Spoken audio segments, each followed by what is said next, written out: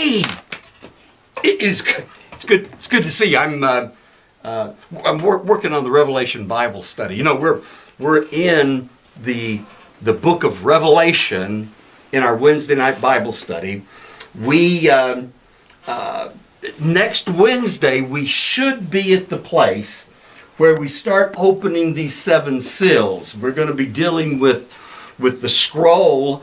And then we're going to go to these seven seals, and all of this symbology, or it's kind of like, what does all of that mean? Well, the scroll is human history. We're gonna be seeing that very clearly. But once the seals start coming off of human history, we will learn, and this is right up front next Wednesday night. We will learn the explanation for why the world is the way the world is. That's where we're going to be next Wednesday night. But Sunday, before we get to Wednesday, Sunday, I want to share with you, oh, here it is. We did our planning. In fact, I think Ashley's still here. Let's go ahead and talk to her. Because I remember on the modern worship, the band this week, Called to Praise, is going to be singing Worthy of My Praise. They're going to be singing more. And they're singing a song that Deuce Morris wrote in cooperation with James and John Nicolosi. So this is an in-house original song. It's called Reign Over Me. That's this Sunday. It's going to be exciting. Can't wait to share that with you.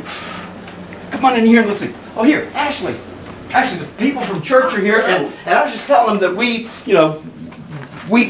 organized the weekend service this afternoon, the design team, and you and me and Betty Bray got together and got all this together. And the hymns that we came up with a couple of really good hymns. You remember what those were? Jesus Calls Us. Jesus Calls Us, yes. And My Faith Looks Up to Thee. And My Faith Looks Up to Thee. Both of these worship services this weekend are going to be exciting. Can't wait to share all that with you. We'll see you Sunday. Thank you. Thank you. What do you got here? My brush for this. Ooh.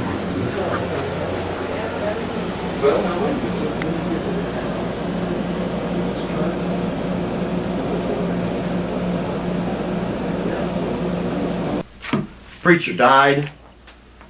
It was a normal death. He had lived a good long life.